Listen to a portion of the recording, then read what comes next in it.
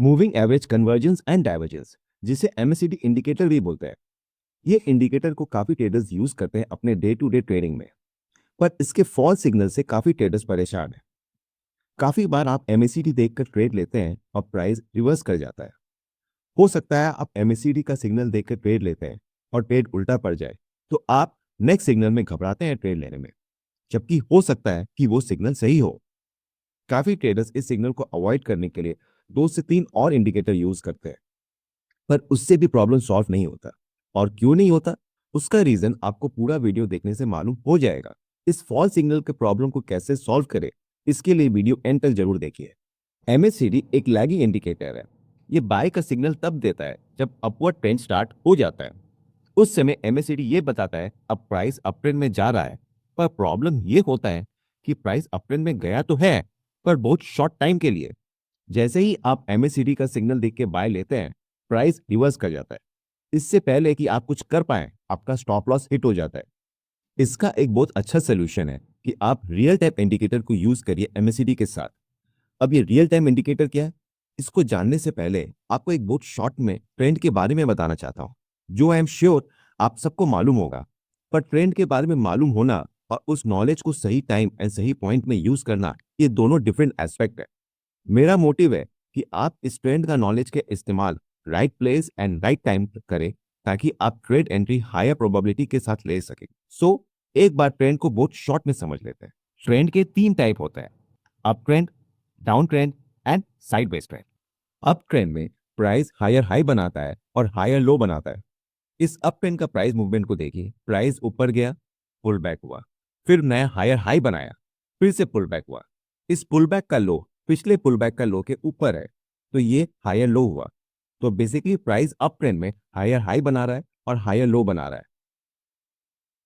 जब हम इस अप ट्रेंड का पुल बैक, जिसने सीरीज ऑफ हायर लो बनाया है, इसे एक लाइन से कनेक्ट करेंगे, तो इसे कहते हैं ट्रेंड लाइन। यहां तक I am sure maximum viewers को मालूम होगा। But now starts the important part, so please ध्यान से सुनिए। जब हम हायर हाई को कनेक्ट करते हैं, तो ये हुआ चैनल लाइन। आपको ये चैनल लाइन और ट्रेंड लाइन देखकर क्या समझ में आया? प्राइस का मूवमेंट ट्रेंड लाइन और चैनल लाइन के बीच में हो रहा है। ये ट्रेंड लाइन में जाकर रिवर्स करता है और चैनल लाइन में जाकर ट्रेंड लाइन की तरफ रिवर्स करता है। सो बेसिकली प्राइस इस चैनल में शटल करते हुए ऊपर जा रहा है। इन रियलिटी प्राइस मूवमेंट थोड़ा कॉम्प्लेक्स होता है चैनल में। चैनल के ऊपर मेरा ट्यूटोरियल है, जिसमें आप बहुत डिटेल में समझ पाएंगे चैनल में प्राइस मूवमेंट कैसे होता है। आप उसे देख सकते हैं अच्छे से समझने के लिए। एक बार डाउन ट्रेंड भी देख लेते हैं। डाउन ट्रेंड में प्राइस नया लो बनाया, फिर पुल बैक हुआ और प्राइस थोड़ा ऊपर गया। फिर से प्राइस ने नया लो बनाया। यह नया लो पिछले लो के नीचे है, तो प्राइस ने लोअर लो किया। जब इसने फिर से पुल बैक किया, तो ये हाई पिछले हाई के नीचे है, तो प्राइस ने लोअर हाई बनाया। जब हम लोअर हाई को कनेक्ट करेंगे, तो ये बनेगा ट्रेंड लाइन, और जब हम लोअर लो को कनेक्ट करेंगे, तो ये होता है channel line. Just like up trend, down trend में भी प्राइस चैनल में चलता है। ट्रेंड लाइन से चैनल लाइन की तरफ जाता है और चैनल लाइन में जाकर ट्रेंड लाइन के लिए रिवर्स करता है। साइडवेज ट्रेंड में प्राइस रेंज बाउंड रहता है। प्राइस ऊपर जा रहा है और नीचे जा रहा है, पर एक ही रेंज के अंदर में रहता है। ये आपका है अपर रेंज, ये आपका है लोअर रेंज। ये है 3 ट्रेंड मूवमेंट, जो कि एक सिंपल प्राइस एक्शन थ्योरी है। प्राइस एक्शन प्रेडिक्टिव नेचर का है। ये प्राइस मूवमेंट से प्राइस का नेक्स्ट मूव प्रेडिक्ट करने में हेल्प करता है। तो जो मैंने अभी बोला, इससे हम ये मान सकते हैं कि price action strategy real time में प्राइस मूवमेंट के बारे में इंडिकेट करता है। तो अगर हम रियल टाइम प्राइस मूवमेंट के साथ एक कंफर्मेशन वाला इंडिकेटर यूज करें, तो हमें सही ट्रेड डिसीजन लेने का प्रोबेबिलिटी हाई हो जाता है। Yes, you have guessed it right. हमें एमएसीडी को प्राइस एक्शन के साथ स्ट्रैटेजी बनाना है और अपना ट्रेड लेना है। इससे करने से पहले हम एक बार एमएसीडी के सिग्नल्स को देख लेते हैं, और फिर हम सीखेंगे कैसे फॉल्स सिग्नल्स को इग्नोर करना है और करेक्ट सिग्नल्स में ट्रेड लेना है। तो friends, let's start with the charts. इस प्राइस चार्ट के नीचे में देखिए एमएसीडी इंडिकेटर है। इस चार्ट में एमएसीडी वाला लाइन व्हाइट कलर का है और सिग्नल लाइन रेड कलर का है। एमएसीडी में बाय का सिग्नल तब होता है जब moving average line signal line से नीचे से क्रॉस करता है, या फिर मूविंग एवरेज ऊपर जा रहा है जीरो लाइन को क्रॉस करते हुए, या फिर कन्वर्जेंस होता है। मतलब कि प्राइस लोअर लो कर रहा है, पर एमएसीडी में हायर हाई बन रहा है। ये इंडिकेट कर रहा है कि आने वाला समय में प्राइस ऊपर जाएगा। सिमिलरली सेल सिग्नल तब होता है जब moving average line signal line को ऊपर से क्रॉस कर रहा है, moving average line zero line को ऊपर से नीचे की तरफ में क्रॉस कर रहा है, या फिर डाइवर्जेंस हो रहा है, प्राइस हायर हाई बना रहा है पर एमएससीडी में लोअर लो बन रहा है। ये बताता है कि आने वाला समय में प्राइस डाउन ट्रेंड होगा। एमएससीडी को ठीक से समझने के लिए आप मेरा एमएससीडी वाला वीडियो देख लीजिए, अच्छे से आइडिया मिल जाएगा। अब इस चार्ट में देखिए, एमएससीडी ने काफी सारे सिग्नल्स दिए हैं। मैंने सबको सर्कल से हाईलाइट किया है और डाइवर्जेंस को बॉक्स से हाईलाइट किया है। इस वाले चार्ट में जो येलो वाला सर्कल है वो करेक्ट सिग्नल है और जो ब्लू वाला है वो फॉल्स सिग्नल है। एक बार हम ये सिग्नल सब देख लेते हैं, उसके बाद हम सोल्यूशन पे चलेंगे कि कैसे फॉल्स सिग्नल इग्नोर करना है और करेक्ट सिग्नल में ट्रेड लेना है। इस एनलार्ज किया हुआ चार्ट में देखिए, एमएससीडी ने सेल का सिग्नल दिया है और प्राइस ऊपर गया है, तो ये फॉल्स था। जब ये पहला वाला फॉल्स निकलता है तब बाकी के सिग्नल में थोड़ा मन घबराता है कि क्या होगा, पर बाकी दोनों सिग्नल सही थे। एक में बाय का सिग्नल है और दूसरे में सेल का सिग्नल है और दोनों ही सिग्नल सही है। इस वाले पार्ट में काफी सारे एमएससीडी सिग्नल है। पहला वाला बाय का है वो करेक्ट है, दूसरा वाला सेल का है वो भी करेक्ट है, तीसरा वाला बाय ट्रेड है, फोर्थ वाला फॉल्स है। सेल का सिग्नल दे रहा है पर प्राइस ऊपर गया। इस बॉक्स में एमएससीडी ने डाइवर्जेंस का सेल का सिग्नल दे रहा है। ये बता रहा है कि आने वाले टाइम में बेयर ट्रेंड होगा और प्राइस नीचे गया और यहां तक गया। बाकी दोनों सिग्नल में एक करेक्ट निकला और दूसरा सेल कर दिया और प्राइस ऊपर चला गया। इस वाले पार्ट में दो सही है और एक फॉल्स थे।